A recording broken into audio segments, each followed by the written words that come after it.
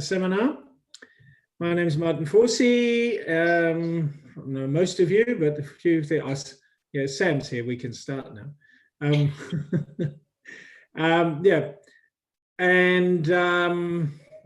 welcome to Lynn from afar. And anybody else from distance? Any thought? We're all from a distance, I guess, in some way or another. That's how these things work, but some are further than others. Okay, a big welcome to our guest speaker for today, Tilsa Guima from Murdoch, based at Murdoch University. She's going to be talking to us about we're calling it late. I'm sure it's on time, but her presentation is later is coming out from having completed much of the research associated with her PhD project. The title, well, this is not a meal, is a great way to start or to think about what's coming. But it's about rethinking food insecurity. Tilsa was saying has a BA, I presume, in anthropology from San Marcos University in Peru. She then completed a master's project at Sydney University, and as we've probably seen, she's currently at Murdoch, a place that's making some interesting announcements just lately, I think we probably noticed. And she is going to talk to us, Tilsa, for it's 30 minutes, folks. I'm a bit out of touch with this. 30, 40 minutes. Yes, I was told between 30 and 40 minutes. Yep, with 20 minutes for questions at the end. So, welcome, Tilsa. We look forward to hearing what you have to say. Well, thanks everyone for the opportunity here to present part of my research thesis with you. Should I start by sharing my presentation slides? Please do. Yes. So I'm going to share here. So this is it. Just let me know if it's all. Okay. Does it look good? Looks great. Okay, awesome. So yes, as you know, I'm a PhD student here at Murdoch University. And my presentation today is based on my thesis research. As I mentioned in my abstract, I look at food knowledge as an epistemological resource in the context of migration and resettlement. I use examples and practical cases from my fieldwork, which started in March of 2018 and finished in April of last year. It was all Perth-based. So please, any feedback or questions that you may have will be more than welcome, and I will consider them for my analysis. So just a little bit of background before I continue. When we talk about food security, we often refer to the ability to access nutritious food on a daily basis. In Australia, just before COVID-19, around 5% of the population was food insecure. From that group, the population most at risk were Aboriginal and Indigenous people and culturally and linguistically diverse communities. The data from the ABS, however, differs from that of organizations as Foodbank, which reported in 2019 or 2018 a prevalence of 18% of food insecurity. Contrary to other studies on food insecurity in Australia, my research did not focus on nutritional intake, but on the experiences that refugee women have, the challenges they face, and the strategies they develop to access food. My goal is to explore what food insecurity means for refugee women in Western Australia, how they perceive it, and how they experience it. Within that framework, my study analyzes food insecurity, analyzes food and eating as cultural practices, but also recognizes the experience of food insecurity as affecting the body and the well-being. That is, networks, cultural identity, adaptation process, and nutrition. In terms of practical outcomes, these findings provide important insights into the food security experiences of refugee women for policy and services. My intention when designing my research questions was to address food insecurity in its multiple dimensions. The first question focuses on food insecurity as a process and phenomenon that expands beyond the traditional biomedical model and monocultural discourse. Contesting the use of food insecurity as an analytical category allowed me first to inquire the limits of food insecurity when reduced to a nutritional intake, and to secondly, identify food knowledge used by CALD communities to connect food practices to the social, the collective, and the mental well-being. The second research question explores the mechanism or processes by which refugee women use food practices as a source of social capital during times of stress, like, for example, during the resettlement process or in situations of food scarcity. And finally, the third question looks at the relationship between food insecure refugee women and service providers. It explores the effect of the relationship in the identification of the problem and the provision of resources. By incorporating the perspective of service providers, the question raises attention on the issues of food insecurity in CALD populations from the institutional artifact, connecting the political, social, and economic representation of CALD and refugee populations with the availability of resources. Although there is a variety of definitions for food security, the most common is from the Food and Agriculture Organization of the United States, the United Nations. This definition is interesting because it provides a structured account of food security and presents four essential components: availability, access, utilization, and stability. These components allow the elaboration of measurement indicators.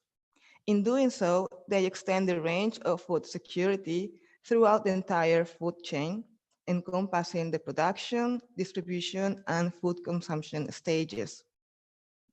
On the other hand, food insecurity is defined as the limited access to nutritious and safe food, preventing individuals from meeting their dietary needs and from acquiring acceptable foods in socially acceptable means. Additionally, the United States Department of Agriculture provides a second definition of food insecurity as, quote, a household level economic and social condition of limited or uncertain access to adequate food, end of quote. This concept of food insecurity is interesting since it focuses on the economic and social factors, identifying three situations for food insecurity: uncertainty, insufficiency, and the use of socially unacceptable ways to acquire food. The first thought in regards to food insecurity would be to present it as the absence of its counterpart. I mean, if food security refers to a state of sufficiency and healthy nutritional intake, then food insecurity would be the lack of nutrition. Again, this approach to food access is reinforced in the idea of the body, on the correct functionality of the body under the right circumstances and within socially acceptable means. However, it is also possible to question both concepts as measurable categories by shifting the attention into the experience itself to inquire on the counterpart, on the subjective dimensions of the experience. Instead of looking at the social elements of food security and insecurity as determinants, what I propose in my research is to place both concepts as in-between categories that need to be flexible to grasp culturally diverse understandings of what belongs to the body and what constitutes as well-being. Only by doing so, it is possible to understand the function of food and its potential as a resource that fits both the social and the physical body. On that regard, Elaine Power proposes the concept of cultural food security to contest the limitations of food insecurity or security as an analytical category unable to integrate the cultural differences. Power argues that the model of the four food security pillar, that is access, availability, utilization, and stabilization, divides food security into two dimensions: individual and household food security as access, and community food security as availability, utilization, and stability. From this model, food security is the optimal result of a food system operated in terms of an economic capitalist structure, in which the access is determined by the individual's ability to access the market. As a result, the concept of security is built on the assumption that the economic relations of production will sustain an effective supply chain strong enough to provide for that existing market. The problem for Power is that the current food security model is designed to ensure the presence of only one food system guided and promoted by the market in dismissal. For Power, this is the case of Aboriginal people in Canada. Instead, she proposes the incorporation of cultural food as another dimension of food security, independent of the individual, household, and community level. This requires the recognition of non-Western ontologies and incorporation of cultural food-related knowledge. We can extend the same critique to other non-represented food systems in Australia. A second mention that I would like to make before moving to the practical cases, and I do apologize for the heavy theoretical parts here in my presentation, is the inclusion of cultural phenomenology and specifically of Thomas Shordas as a methodological framework in my thesis. Cultural phenomenology enabled me with the theory to approach food security and insecurity as an intersubjective experience by highlighting the need to include the objective and the subjective as a continuum. However, it also gave me the space to understand its limitations. Shordas is aware that his approach doesn't revolve around or even highlights a gender perspective. And so he suggests the inclusion of additional elements that intersect in the formation of an individual's positionality. Such a gap actually enabled me to broaden my scope, which led me to design my data collection techniques inspired in feminist methodology. Likewise, feminist methodology led me later to the question of representation, which assisted me in exploring food security through the concepts of subalternity and decolonialism. The first step of my analysis consisted of coding and finding common themes. This provided me with a set of interpretation and social frames from which to explore each unit of analysis. By contrasting the findings from each of the sources, the analysis elaborated an explanation of the intersubjectivity of food insecurity. Using a narrative form and guided by the theoretical propositions from the literature, the analytical stage concluded with exploration of food insecurity in its three dimensions: the experience of food insecurity, the practice of food insecurity, and the discourses affecting food insecurity among refugee women living in Perth. I would like to take a bit of time here to explain my connection between all these different frameworks. Shordas defines cultural phenomenology as an undetermined methodological field. He elaborates a matrix to analyze social phenomenon by identifying three categories: locus, which can be understood as a unit of analysis; mode, which refers to how we relate to the outside world; and vector, which is the direction of our engagement to this world. If we understand the intersubjective experience as one that occurs at the level of existence and moves from the individual towards the world, then one must also question the nature of such engagement, our ability to grasp it, and our approach to that representation. It is here that I place food epistemology as a resource that enables me to understand this first level of engagement. I want to illustrate this with my first case. For the purposes of this slide, I'm just using the photos that I gathered from my for my photo voice workshop with the women from South Sudan, the Acholi group. From a medical standpoint, food insecurity has predominantly assessed health in terms of nutritional intake and quantitative indicators. But as the women from this project have shared, access to cultural food at the first stage of resettlement provided me with, food at the first stage of the resettlement process provided these women with more than comfort food, as it allowed a reassurance of the capabilities and skills exercised through the application of food knowledge. For the purpose of this, during our workshop, actually women elaborated kwon and dek, which is a traditional meal for them. And they were describing the importance that the meal had in terms of cultural identity, but also feeling of well-being and nutrition.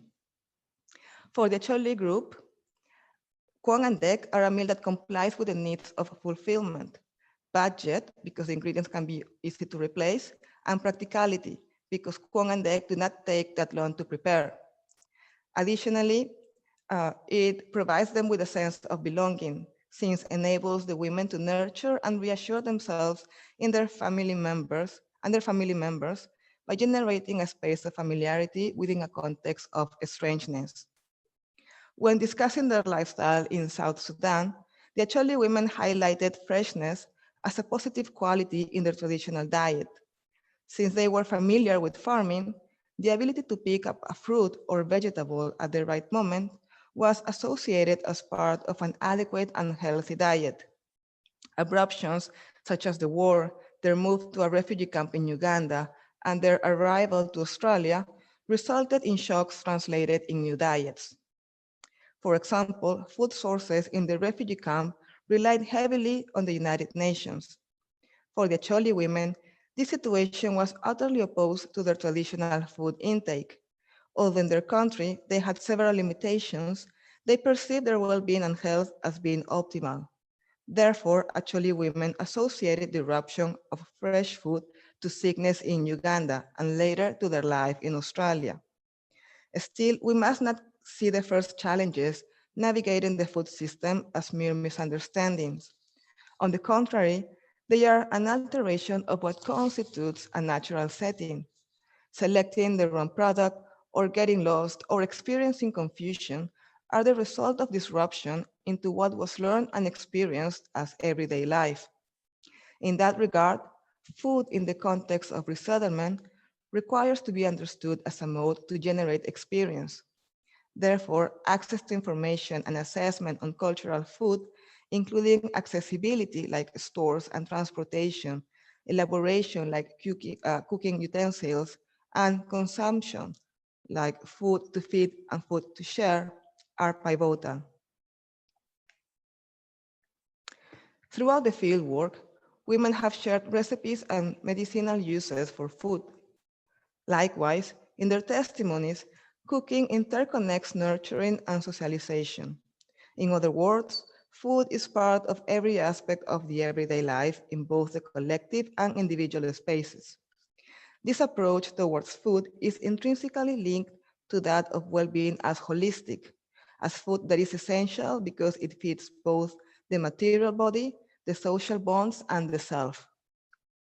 From the testimonies of the women, their level of stress in regards to food procurement and preparation during the resettlement stage decreased after meeting members of their own community. For women going through food insecurity, the absence of community support expressed the materialization of a different cultural setting. Life in Australia did not resemble the collective life from their country of origin. The break of social bonds generated mistrust, a fear of being judged. Consequently, women did not share their struggles with other members of their community out of fears to be ashamed. In both situations, the association of cultural food and well-being is evident.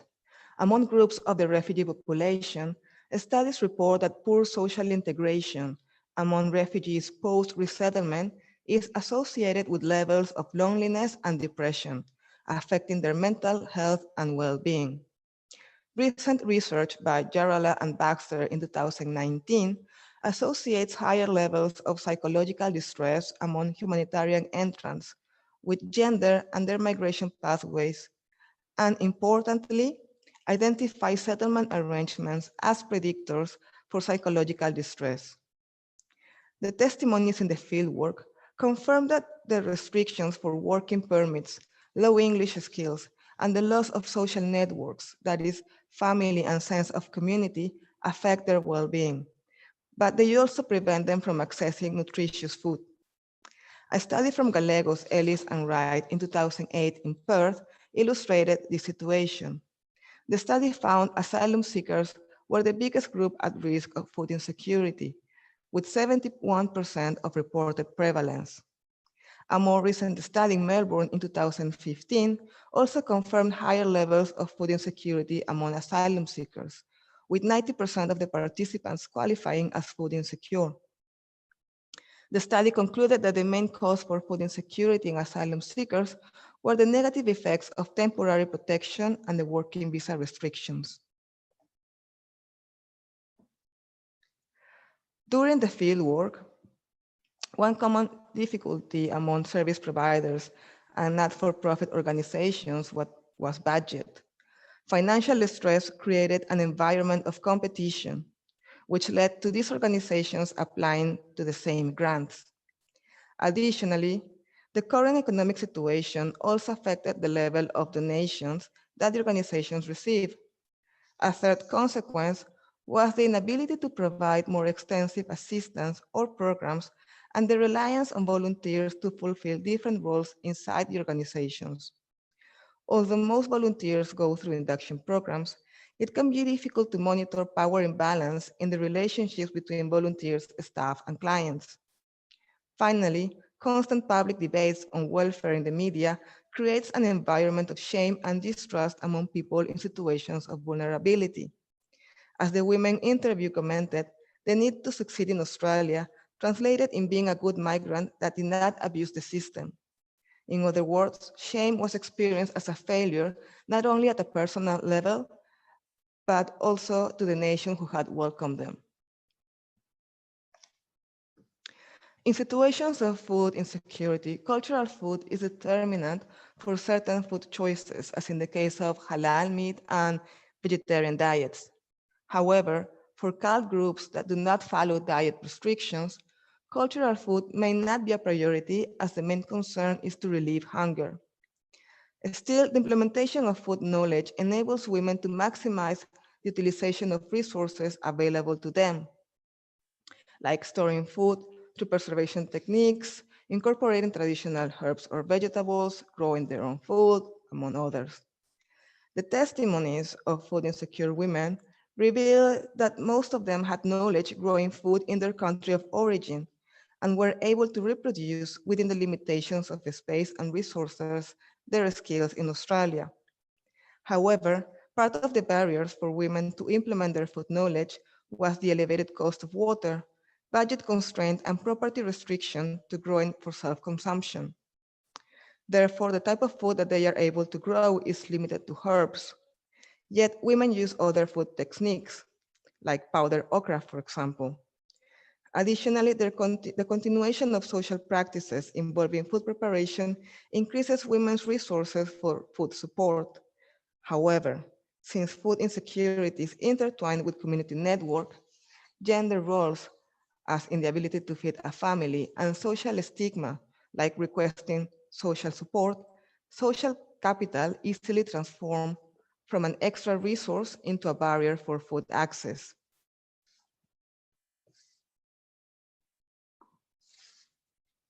Although there is a vast literature indicating an association between social integration and well-being, Among humanitarian entrants, we can have a closer examination at the organizational strategies and analyze their impact in relation to the participants' habitus. Thus, we explore how these strategies act within a field of forces, generating gaps that later constitute the field of possibilities for humanitarian entrants to establish trajectories or, when possible, divert these determinants through the emergency of tactics.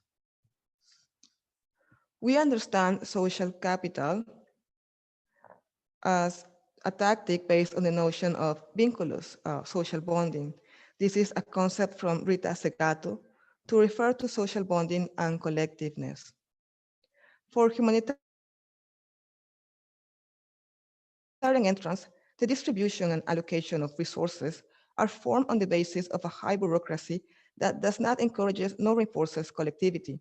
A report from Fosdar and Hartley from 2012 confirms that the current model of institutions and organizations, which prioritizes funding competition and bureaucracy, has a negative impact on the resettlement process.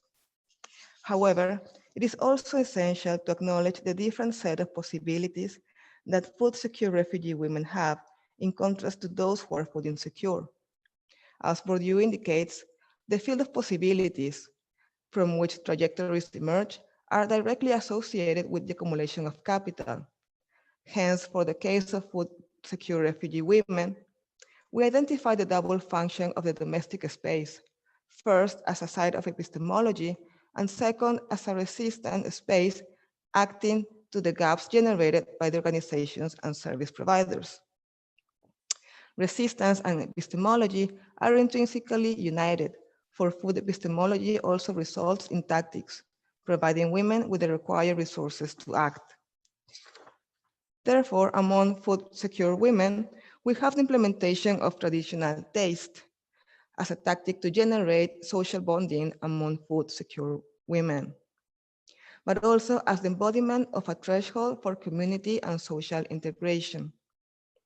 The development of response to food insecurity depends on the individual or social group and their position, which determines their accumulation of capital and therefore their social trajectories. For refugee and humanitarian entrants, the movement of such trajectories is narrow. This occurs because subalternity cannot surpass or break through the habitus, as this is the field of forces that contains them.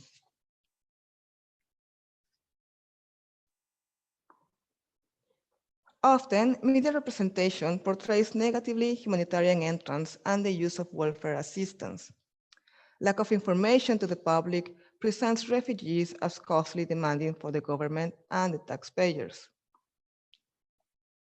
Regardless of the visa status of the women seeking assistance, the notion of the welfare state and what it stands for is already a source of stigma. A report from Hinton in 2018 indicated that almost 5 million Australians rely on governmental assistance and access to Centrelink.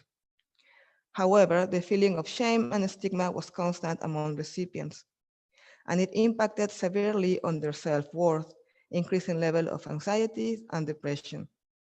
Benefactors are not treated as accessing a public service. Instead, they are portrayed as dishonest and abusing the system.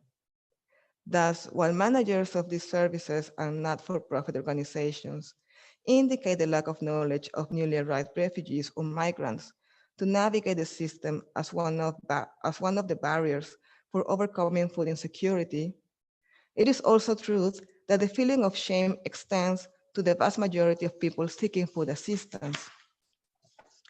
We can use this quote from Derrida on The Foreigner to identify humanitarian entrants as facing the same limitation, which also constitutes the core of subalternity. In their quality as strangers, refugees remain as such, not only due to their inability to communicate and share their being in the world, but also the foreigner is constructed on the foundation of subalternity, by which their bodies become vehicles for the circulation of emotion, acting as nodal points in the economy. Using Sarah Ahmed's economy of emotions, we can reflect of subalternity as an embodiment of the otherness. In an affective economy, the subaltern, or in this case, the foreigner, is a carrier of affect or emotion. but also by being perceived as the origin and end of that emotion, they are deprived of their own history. The context of the emergence and production of such motion becomes non-existent. It is a figure similar to an empty vase, where the emotion appears as naturally attached to that object or carrier, in this case, welfare recipient and humanitarian entrants. We can understand the feeling of shame among the refugee women in this research towards the Australian public and the fear of stigma within their own community as a result of this politic of emotion. Asking for help was considered embarrassing for the participants, not only among members of their community, but also to the organizations they often visited. For Ivy, a staff member of the community center, the cultural upbringing among migrants often relates reaching out as a negative practice. By seeking help, one is acknowledging its own inability to solve a problem. Therefore, as I've explained, we only seek help when it's very desperate. At the same time, such perception can be the result of low institutional support in their country of origin. If so, it would also reinforce the assumption that welfare services are only for people in extreme conditions. The feeling of shame also manifested in distrust when receiving food aid. This situation occurred specifically with organizations who offered donated food products. Often, some of these donations had already expired, and clients rejected their intake, expressing their discomfort. For the organizations, this became a problem because they rely entirely on food donations and therefore have tight budgets.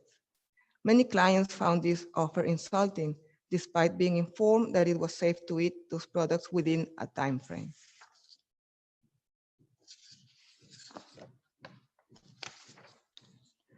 And just to conclude, finally, I believe it is not possible to refer to food insecurity as intersubjective while still circumscribing the experience within a biomedical model. The testimonies of the women who participated in this thesis manifest inseparability between food as the biological act of eating and feeding, with food as the social engagement to the world. Although women exercise this later through the same acts of eating and feeding, those practices are embedded within a different function and meaning, as a way to inhabit a new social order, as nurturing, or as a cultural disruption. Following the fieldwork observations, the experience accessing food and facing situations of scarcity or abundance are intrinsically rooted on particular modes of being in the world, whether this refers to the communal, the household unit, or the outside. The economic and political impact resulted from the disposition of the domestic is clearly visible in regards to food security. As the otherness is outcasted from the public domain, and as the essential rights of citizenship are translated into individual responsibilities, the inability to secure food is perceived as failure.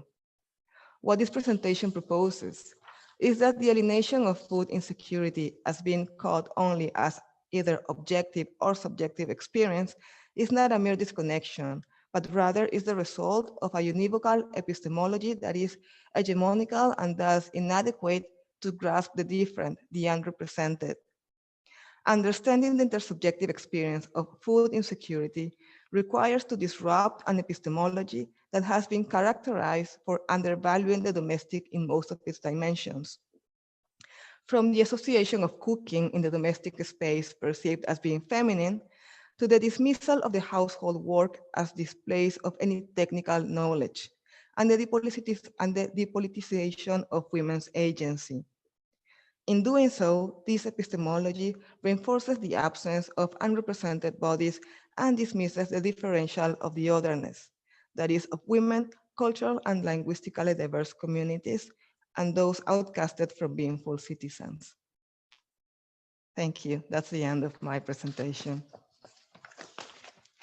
I'll just stop sharing. Yes.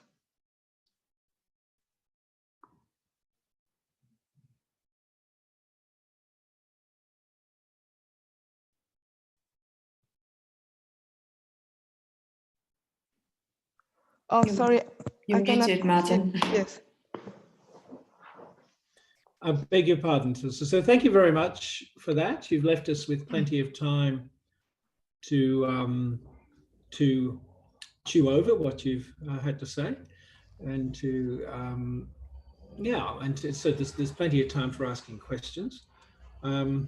This is, of course, one of those talks where one could wish to meet face to face and invite people to bring a plate or something like that. But anyway, let's open up the space. If people would indicate if they'd like to ask a question, that would be terrific. We're still using the blue hand for that.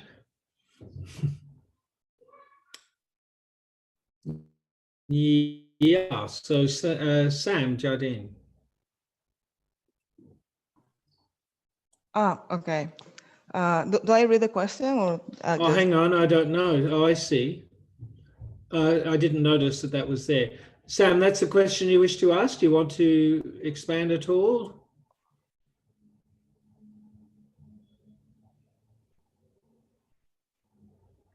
Do you see your research as having policy implications, Tilsa? Yes. Well, actually, during my field work, what I found was that women, and well, mostly women, because my research was just with women, they connect easily through food. Like, they like to share recipes. They are very proud of their own cooking skills as well. And it creates a space for them that is safe and familiar to generate bonds with not only members of their own community, but members of, outside of the community itself. And I do believe that communal kitchens should be projects included as part of the resettlement services. In fact, some of the people that are interviewed that were working at community centers or even NGOs providing services to humanitarian and migrants, humanitarian entrants and migrants, they were inclined with these kind of projects, but the problem was budget. They were saying that often, every time they run a program regarding food, these are very popular. All the women want to participate. All the women want to take part of these activities, but it's kind of costly because they have to cover all the ingredients. They have to, make sure everything applies. And even if they want to run sort of like a communal kitchen, they have to go through this process of getting a commercial kitchen inside at the community center or at the service provider. And so that implies an extra budget. They have to apply for grants, Lottery West, or things like that. And if they manage to fulfill that, then the second barrier as well is, okay, the women are interested in cooking, but I think it would be great if they could use this as a source to develop personal skills as well. For example, an extra income, or to facilitate their learning process with language communication skills, for example, or leadership, or to be a route for, I don't know, engaging later in TAFE courses or things like that. But the problem is that if a community center runs a communal kitchen, a community center is not a profitable organization. So that comes, as a barrier as well. The woman would like to engage in these kind of things for them as well, to be like an extra income, a pocket money. But they cannot sell those meals because if it's a commercial kitchen that is selling meals, then pretty much becomes like a restaurant or a cafe. And so that requires another set of bureaucracy as well. Mm. Yeah. Yeah. So I think we could imagine the bureaucracy that would then start to kick in around that. Loretta, you have a question. Thank you, Tilsa. That was a really wonderful presentation, and I really enjoyed the way you were driving it with your theoretical frameworks and insights. So my question is a bit about method, and because you had different kinds of refugee women from different kinds of backgrounds, and I wondered whether what the differences were, if any, between them. For example, groups that maybe are more, have been in Australia for longer, where there is more choice and availability of their cultural food preferences, you know, visible difference, dimensions may differ. I just wondered if you could give us some insight into the differences, if any, between the refugee women, because you presented them very much as one category of person. Yeah. Yes, yes, thank you for your question. Yes, actually it was, yeah, I'm surprised I did the whole presentation in 30 minutes because I think I was kind of nervous. So I started talking fast. And my initial problem was getting everything, you know, just in a short amount of time. But yes, my anxiety kicked in. Sorry about that. You were very polished, very polished. Yeah. Thank you.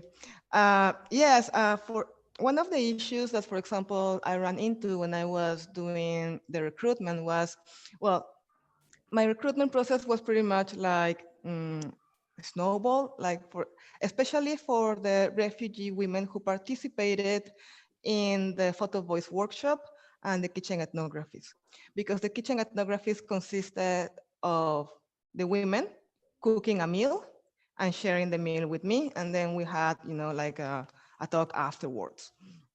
So it needed to be a group of women that felt comfortable with each other, so that we could, you know, have a flow in the conversation.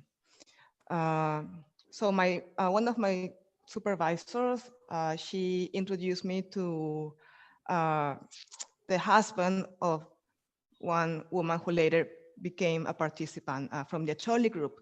And when I discussed this idea with her, she specifically asked me if my intention was to recruit people from South Sudan in general or from a specific group. Because she was a Acholi, and so she wanted, you know, she was saying that different groups have like very different cultures, and sometimes they don't share the same things. And so I decided, you know, if you can help me recruit, I'm more than happy just to keep it within the boundaries with whatever makes you feel more comfortable.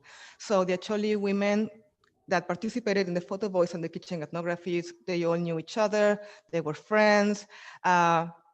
Some of them actually spent time together at the refugee camp in Uganda. So they come all, you know, from long time ago. And then for the second group of women who participated as well in the photo voice and the kitchen ethnography, they were from Afghanistan. And I met them during my pre-field work in one community center here in Perth. So again, they were friends and family.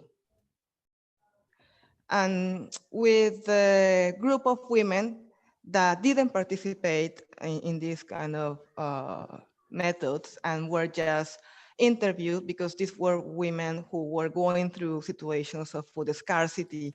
So I didn't want to be, you know, intrusive or anything, and ask them to take photos of their meals or engage in a cooking activity. So I just thought it's better if we just, you know, have a talk and you can tell me about your experience. So I recruit them through another service provider as well. And they were, yes, from Liberia, South Sudan, Afghanistan, and Egypt. So they all attended the same community center the same day, but only 2 of the women who were from the same country, you could say that they were friends. The rest pretty much just went straight for specific activities, and then they would just leave. And in terms of their background and how that impacted the level of food access. The interesting thing is that, well, the whole group of women that I interviewed, they have been here for quite a long time. So more than 10 years or even 14 years. And the situation of food scarcity happens because of unemployment. But still, what I found was that was interesting was that they don't have strong connections with their community. But if you compare that to the women that are like food secure and that I interview, they are all very active members of their community. And so one of the things that they were discussing, both the food secure women and the food insecure women, is that Perth is such a big city and all is very so spread out that doesn't allow you to connect easily. So for example, if you're coming from a place where you live in one block and you know everybody, so it's easy just to go from house to house and keep in touch with people and build relationships. But if you move here to Australia, or especially to Perth, if you don't have a car, if you're struggling with petrol, if you are struggling with unemployment and things like that, it may happen that, I don't know, like you live in, say, Joondalup and your friend lives in Rockingham. So there's no possibility there to help each other. And one of the things that also one of the women told me was that when she first arrived, she said that she was one of the, back then you couldn't see many people from Middle Eastern countries.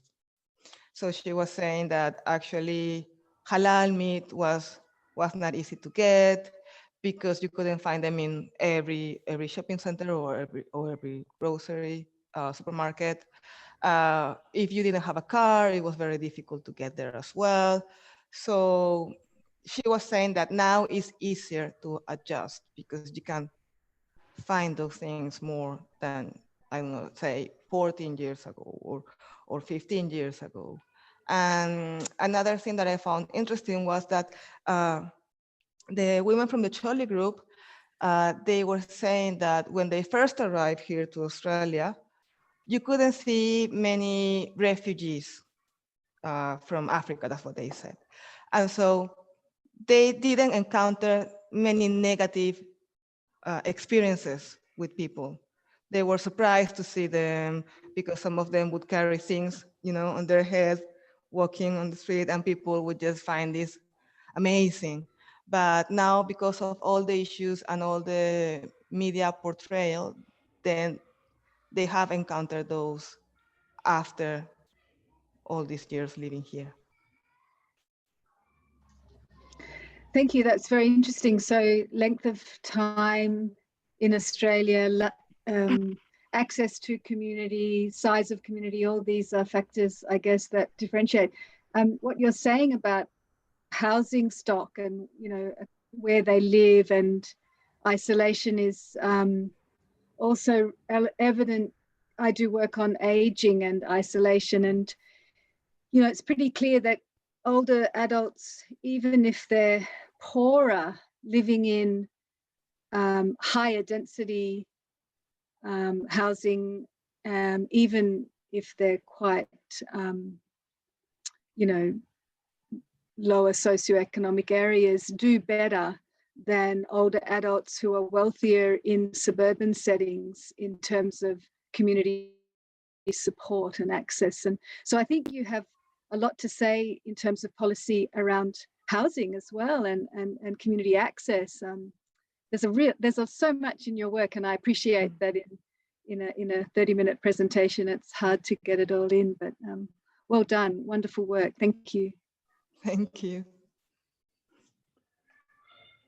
Tilsa, I have a question about, and I think it's some of the things that I was intrigued by in your talk have come out in some of the questions too. So I'm intrigued by how you see epistemology, or food epistemology, I guess, how you recognize it. And there's the other key phrase that came up often in your talk was shame. And I think if I was hearing correctly, some of the ways in which people were feeling shame were not so much in their food encounters or, you know, in around food. And in fact, a bit towards the end of your talk, you talked about women having a sense of pride, or some at least of having a sense of pride with that. So I'm just wondering about how those emotions show out in the day, you know, in those practices around food. Yeah, so I mean, I'd certainly welcome, I guess a greater elaboration of some of those aspects of your research. Yes, so thanks for the question. Yes, so I understand food epistemology as, well, my proposal is that food is more than just a biological act of eating. And that food, because it's social, food is also an extension of how you engage to others and how you navigate your own surrounding, your own context. Because food is related to food gender, gender roles as well. Food actually is an agency as well for women and all these sort of issues. So food can easily be translated from or transition from what is domestic as just being, you know, cooking to feed a family, as an economical resource as well, as a production, you know, an economic source of income, like cooking to sell, cooking to, you know, cooking to provide for others in terms of economy. And so I see food as this holy food epistemology. Food epistemology for me is that state that pretty much relates this way of approaching to the social world as food becoming also part of, you know, health and well-being, social and nurturing, and yes, and having an economical impact as well. In terms of shame, yes. So what I saw during the field work was, again, this division of what is private and public, and the representation of what is supposed to be out there portrayed as public and socially accepted. For example, and I think I quoted one of those things in the slides, one of the testimonies. This was from one of the participants. She is from Afghanistan, and she was saying that when they first arrived, her younger brother was 2 years old. And so they were used to always feeding him the same kind of meals that they would have at home. So when he started going to childcare, her mom or his mom would send him, you know, rice and noodles and things like that. So the leftovers of the previous day.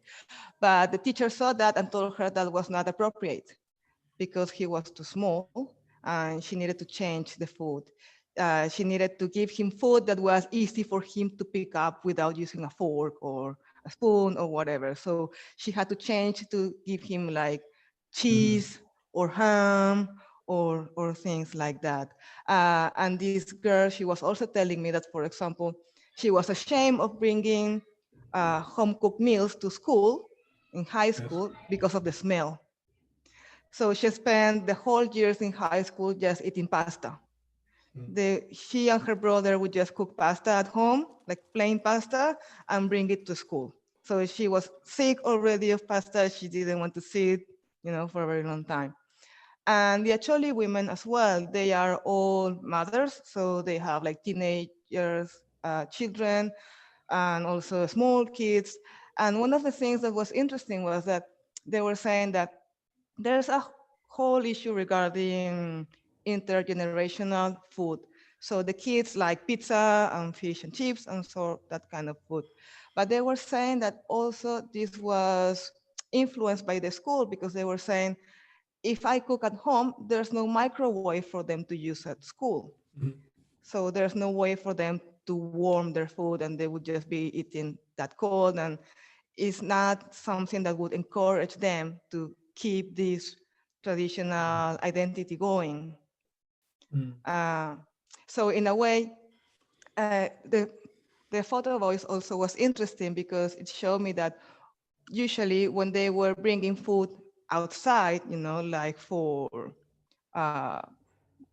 work environments or things like that, it would be like Australian accepted kind of foods, like maybe Indian food or a bit of Chinese herbs.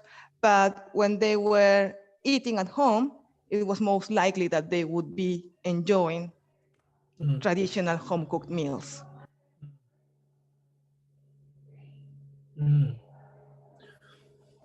Yeah, and it's in the home space where pride is most evident, or comfort with that. I mean, it's an interesting thing. I mean, the whole way in which school structurates eating practices. There's a whole lot of fascinating things in there. But in the home space, I mean, is there a sense of public pride about the food? I mean, I'm just thinking here, Loretta, about how Italian food has been, and I think we can hear stories from further back in the migration journey of Italian people, a similar story around school, presentation of food in the school settings, because Italian food has a certain public pride to it, a certain dare I say cachet to it, but it's something that the North African food's not yeah, that's not why so I was asking about refugee women who maybe belong to groups that are more culturally familiar in the Australian setting, and whether they had an easier time, because there has been that trajectory. Those stories about smelly food are very familiar to the Southern European experience in the 50s, but now in most school cafeterias you can buy those smelly dishes, but not the South African ones. But this thing about the home and cultural pride, we had a relatively recent PhD on Italian second generation and third generation cultural transmission by Emanuela Sala, and she makes the point that ethnicity and cultural belonging is, yes, what you do in the home, what you do in the family. And this is in her example, her case study was on second and third generation Italians who have an opposite issue, because now they're no longer so visible. They're no longer their identity is no longer so clear. So it's a different set of issues. But I think what's troubling to me is, the repetition of this story. And I think that wonderful book, what is it called? The Public Life of Australian Multiculturalism. It sounds like the most boring book in the world, but actually it's a real page turner by the guy from La Trobe, whose name escapes me, where he argues, there's been a retreat from multicultural policy since Children Overboard and 9/11. Since Howard. Since Howard.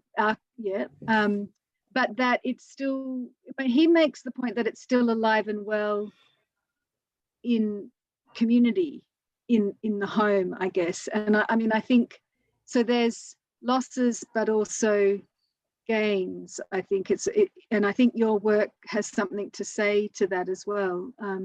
So the fact that people, I guess, feel relatively safe, have cultural safety, at least in the home, which isn't always the case. That's not enough, of course, and the structurating power of the school is really interesting. And then I think of our annual Office of Multicultural Harmony Day, and that tokenistic, but that is all based around food, and food is still really so important.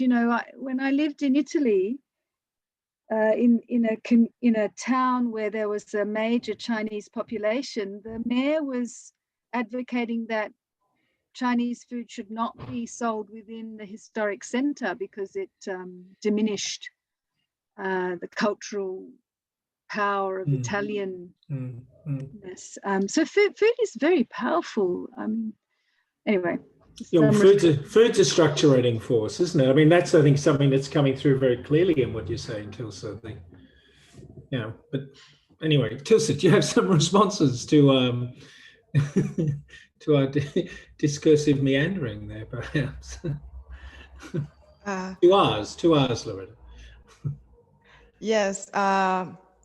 Yes, actually, like what I found during the research as well was that, well, I started this project with this kind of idea of, okay, I'll just look at food insecurity or security, and then I'll be able to distinguish how they, they are so different one from the other, and blah, blah, blah. But what I found is that food actually navigates every aspect of our lives. And even what makes us proud, it's so easy to be object of vigilance, or shame, or even fear, because, for example, yes, so for example, the ladies, the ones from the Acholi group, I don't know if any of you have tried Acholi food like quan. Quan is like this,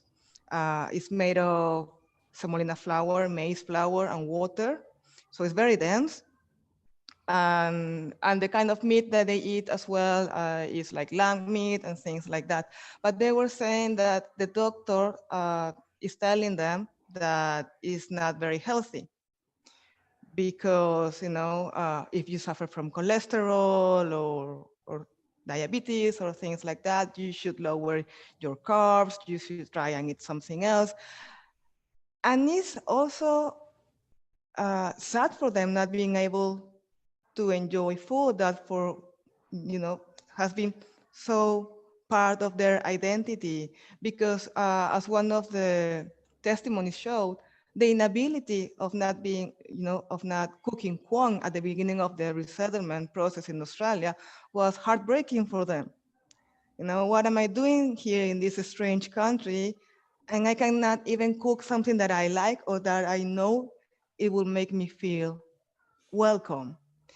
Because, for example, a lot of the women from the Chole group, they didn't have any fridge storage back in Uganda.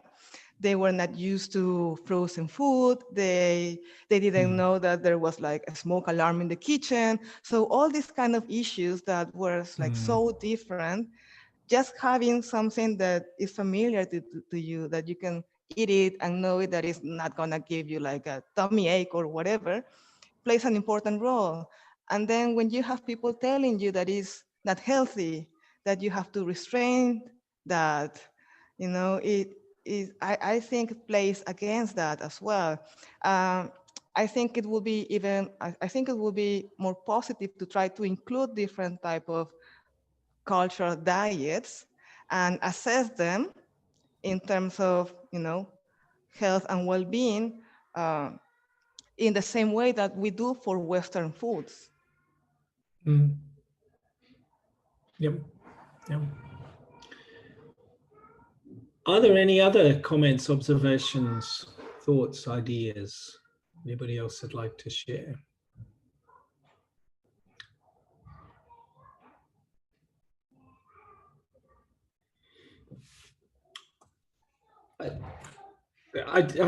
There was the comment about rice very early on. I'm just trying to find where I wrote that down. So even when I cook rice, my heart is empty. I don't eat like that. What does that actually mean? That is from one of the Acholi women. It's because she was the first to arrive here from her group. So she had to learn how to go to the supermarket, how to, how to eat pretty much here in Australia. And they didn't eat rice back in Uganda. So they had quan. So it's back, yeah. Yes. So, and even they were discussing that meat, the way they cook meat is different from the way Australians eat meat. So they were saying, we as a Choli people, we cook it properly, you know? It has flavor, it's well cooked, but here in Australia it's not, the taste is different. We don't like to eat it that way. And yeah, so it goes back to that. And this particular woman, she was feeling pretty down the first days when she arrived because she was trying to look for a wooden spoon to cook quong. And she didn't know that wooden spoons were available in Coles or Woolworths or, you know, any other supermarket. And the caseworker didn't tell her either. She just learned that after meeting members of her own community. And so she said, she recalls that when this other woman from her community arrived to her house one day, she was bringing quon. And she just felt like her heart was completely full. And she felt that, you know, like, I can be here. I belong. Yes, I can make it, something like that. Yeah, I lived in Papua New Guinea for a couple of years, and I'll never forget in the highlands having a young man turn to me at one point. I'd eaten my 4th sweet potato on this particular visit. My mouth was collapsing with it. But sweet potato in the highlands was so significant. And he turned to me and he says, Martin, this cacao sweet potato, emi bon blomi, it is my bone. And ever since I've heard that, I mean, I've thought of staples in a very different way, you know, that business about it's my bone, it's my heart, it's my soul, whatever it may be. Anyway, for what that's worth, it's an interesting insight. Barbara, thank you for your presence. You're one of the supervisors of the project. Farida Fosdar sends her greetings and her apologies. She wasn't able to make it today. She's swanning it down south somewhere. Probably eating all sorts of interesting food as well. Tilsa, thank you so much for that presentation, for crossing the river in the way that you have or haven't or whatever, and for bringing those stories from your field, those stories from somewhere out there in Perth that are so enriching and enlivening and bring such insight, I think, you know. I hadn't thought about the ways in which food structures our lives until you start to present it in the way you do, and all of the different aspects of that, from the structural to the cultural, I think is fascinating to contemplate. So thank you very much. And it is customary for us to linger for a while to see if there might be a bit more chat. If so, if you feel free to remain for a bit. But thank you to those who have arrived, who have been here, and we'll catch you sometime soon. Next week, what's next week? I haven't got the details. We have Tina. Okay. Yep. Right, speaking about the field. Okay, good. Okay, Thank you, everyone. Thank you, everyone, for attending, and thanks, Barbara, also for coming here, and thanks, Dorinda, for the invitation and the opportunity, and Martin as well. Thank you all. Thank you. So I did the easy bit. Yes, that's right. That's right. That's right, indeed.